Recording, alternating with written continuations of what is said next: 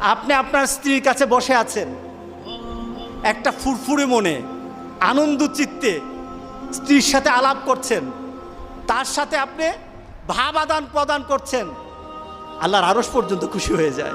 সুবহানাল্লাহ, আল্লাহর আরশ পর্যন্ত খুশি হয়ে যায়। যতক্ষণ পর্যন্ত আপনি এইভাবে আপনার স্ত্রীর সাথে কথা বলতে থাকেন, স্ত্রীর কাছে বসা থাকেন, আপনার আমলনামার মধ্যে সওয়াব লিখতে থাকে। রাসূল পাক সাল্লাল্লাহু আলাইহি সাল্লাম এই কথা বলার পর এক সাহাবী বললেন, ইয়া রাসূলুল্লাহ, স্ত্রীর সাথে একসাথে শুবো, একসাথে ঘুমাবো, একসাথে খাবো, একসাথে তাকে আদর করব, এটা কি সওয়াবের কাজ হতে পারে? রাসূল পাক সাল্লাল্লাহু আলাইহি সাল্লাম বললেন, আচ্ছা তোমার স্ত্রীকে না নিয়ে তুমি যদি আরেকজন স্ত্রীর কাছে বসে থাকো, আছে কি না? আছে কি না? মজাই লাগে, উনিও খাইবেন, রেডি থাকেন। তুমি অন্য কোনো স্ত্রীর পাশে বসে বসে ফিস ফিস ফিস ফিস করলা, মজাই লাগবে, তবে মনে রেখে দিও তোমার আমলনামার মধ্যে জেনার গুনাহ লেখা হবে।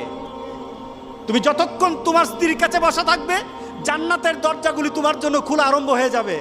আর যতক্ষণ পর্যন্ত পরস্ত্রীর সাথে বসা থাকবে, ততক্ষণ পর্যন্ত তোমার আমলনামার মধ্যে গুনাহ লেখা হবে কিনা। সাহাবায়ে কেরাম বলেন, ইয়া রাসূলুল্লাহ, অন্য স্ত্রীর সাথে বসলে তো গুনাহ তো হবেই, তাহলে তার উল্টাটা তোমার হালাল বউর সাথে বসলে তোমার হালাল